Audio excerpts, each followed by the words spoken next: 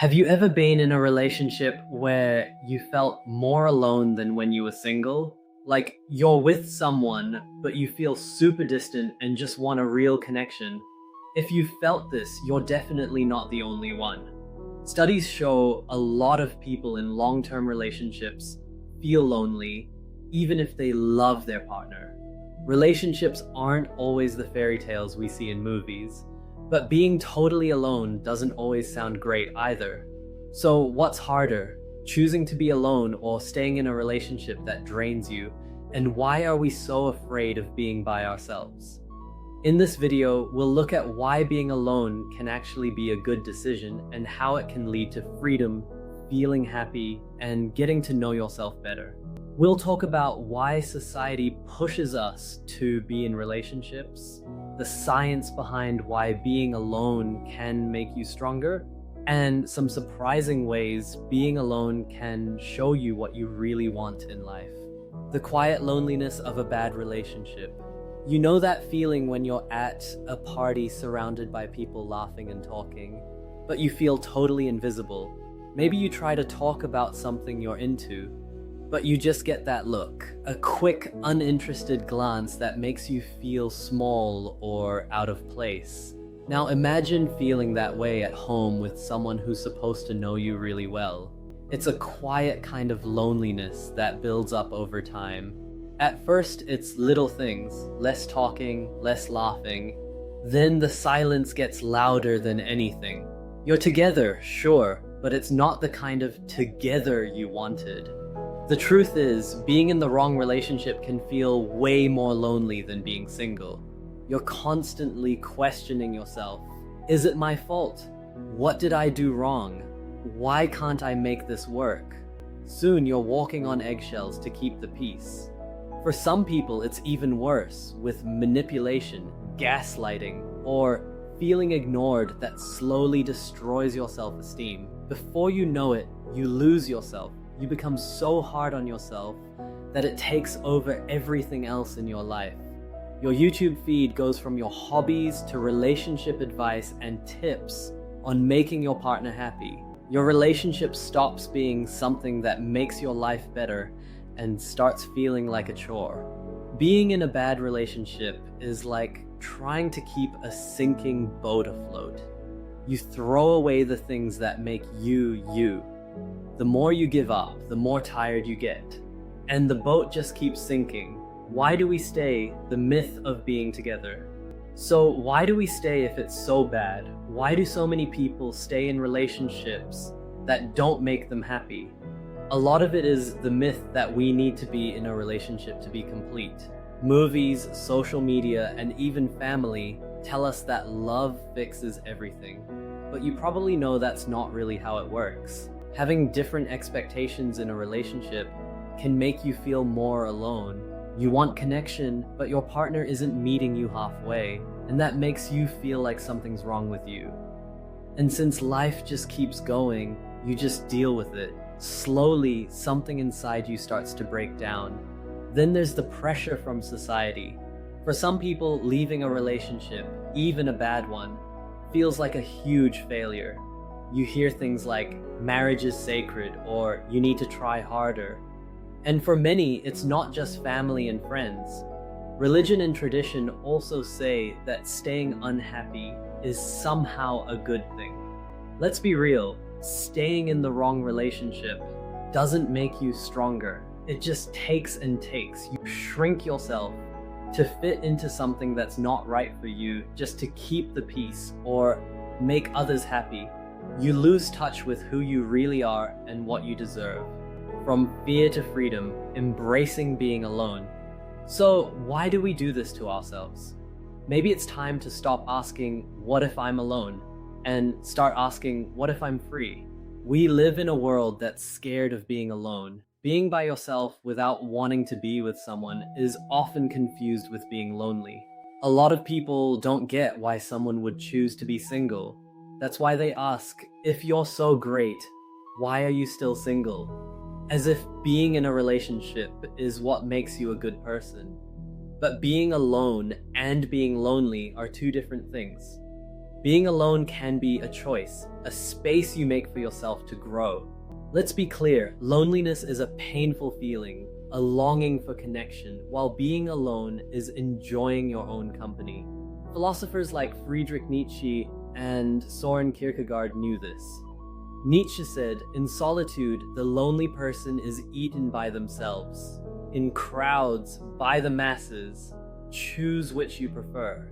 He thought being alone was important for growing as a person, while Kierkegaard saw it as a way to be your true self without distractions. The power of being alone for finding yourself. Why is being your true self so important? Not everyone needs a big purpose in life. What if you just want to stop feeling bad?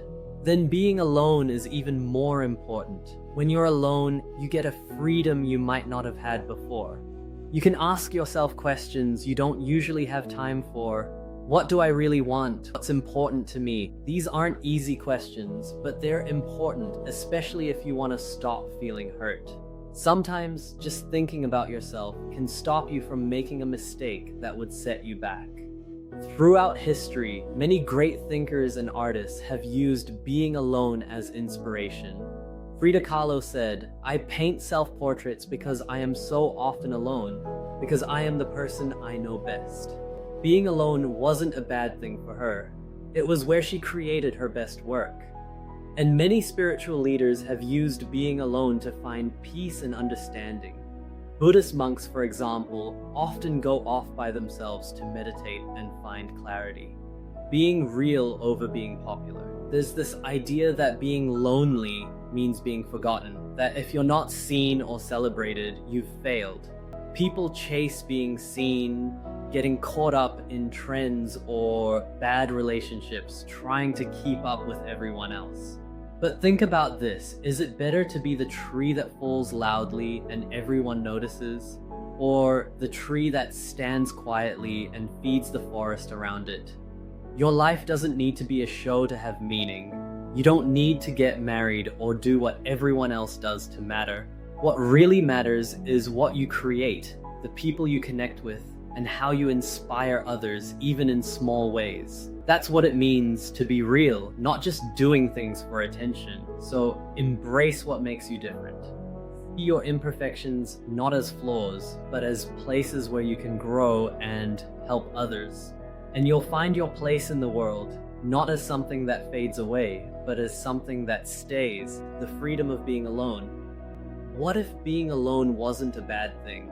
What if it was a way to be totally free? Being alone gives you freedom, independence, and time to live life your way. Let's start with freedom. When you're alone, you make your own decisions. You don't have to compromise on your career, travel, or lifestyle. Want to quit your job and travel? Go for it. Want to take that photography class? Nothing's stopping you. Self-compassion and mindfulness, dealing with loneliness. This is where being kind to yourself and being mindful come in. Being kind to yourself means treating yourself like you would a friend. Instead of being hard on yourself for feeling lonely, just say, "This is tough, and that's okay." It helps you see things clearly and remember that everyone feels lonely sometimes. Mindfulness means being present with your feelings without judging them. It's about noticing loneliness without letting it control you. Instead of thinking loneliness is bad, you can see it as a sign that you want connection with others or with yourself. Adding mindfulness to your day. So, how do you add mindfulness to your life? Start with simple things like meditation, deep breathing, and mindful walks. These things help you stay in the moment. Journaling can help you deal with your feelings without judgment. And practicing gratitude helps you focus on the good things. Even just eating a meal without distractions or taking a few minutes to look around can help you be more aware. The key is to do it regularly. By making mindfulness a habit, you create space for clarity, kindness to yourself, and a stronger connection with yourself. Riding the wave of loneliness. Loneliness is like a wave. If you fight it, you'll get pulled under. If you let it pass, you'll see it's temporary. In that space, you can find peace. If you want to feel less lonely, try mindfulness.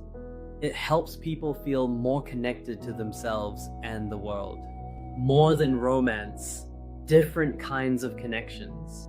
Good news, you don't need a partner to feel connected to feel connected. Some of the most meaningful connections in our lives aren't about romance. Friendships, being part of groups, hobbies, and communities can be just as good at making you feel less lonely. Sometimes they're even better than romantic relationships. Think about it.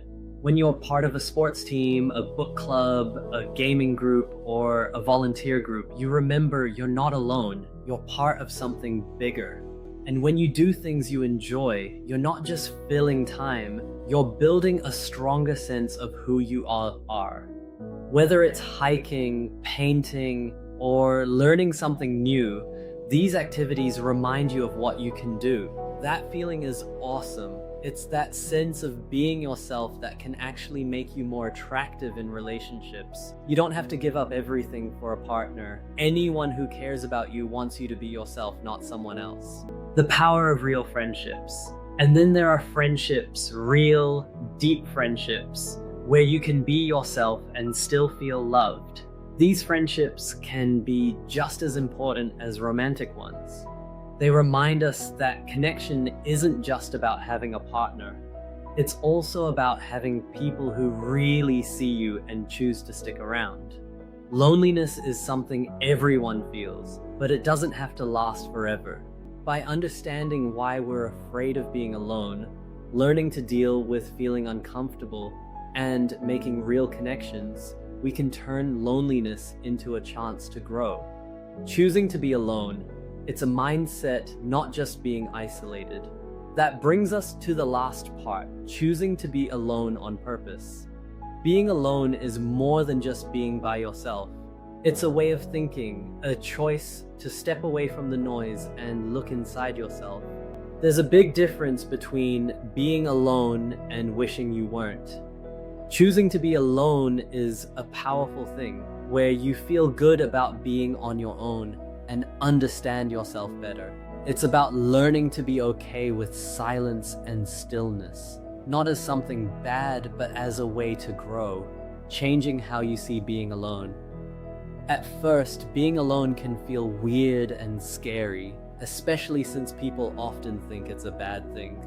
But if you decide it's something you're choosing, it makes a big difference. Choosing to be alone helps you see it as a safe place, not a prison. It gives you time to slow down and think clearly, dealing with life's challenges without distractions. Think of it like learning to swim. At first, the deep end is scary, and you wonder why anyone would go there. But once you learn to float, you enjoy being in the water. Where the idea comes from, Buddhism and Stoicism. The idea of choosing to be alone comes from Buddhist and Stoic teachings. In Buddhism, being alone is about letting go of wanting things and attachments that cause suffering. Buddha himself spent years alone, meditating to find understanding. For Buddhists, being alone isn't about being cut off from everything. That's a common misunderstanding. Buddhist practices are about being mindful, being present, and finding inner peace. One Buddhist idea that shows this is detachment. When we're always around others, we base our worth on what they think of us. When we're alone, we can untangle those thoughts and find out who we are without outside influences. It's about knowing that our value comes from inside, not from what others think. Stoicism is a philosophy that teaches us to find strength in being alone by controlling our thoughts and feelings. Stoics believe that true freedom comes from within. It's not about wealth, status, or relationships. It's about self-control and being strong inside. Marcus Aurelius, a Roman emperor and Stoic philosopher, said, "Nowhere can man find a quieter or more untroubled retreat than in his own soul." For Stoics, being alone was a way to build inner strength and think about big questions about life, being alone as a mental workout.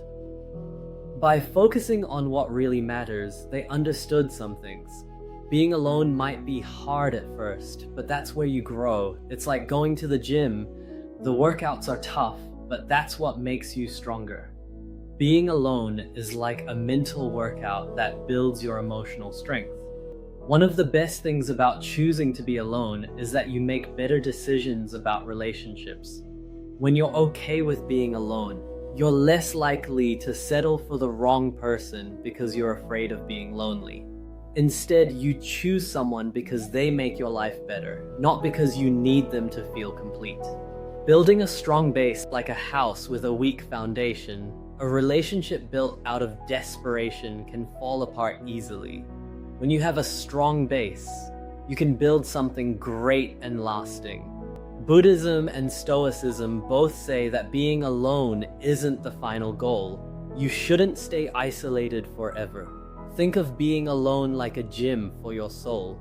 You're working to understand yourself better, become emotionally stronger, and grow as a person. Once you're comfortable being yourself, you can build better relationships and have a happier life by bringing your best self to the world.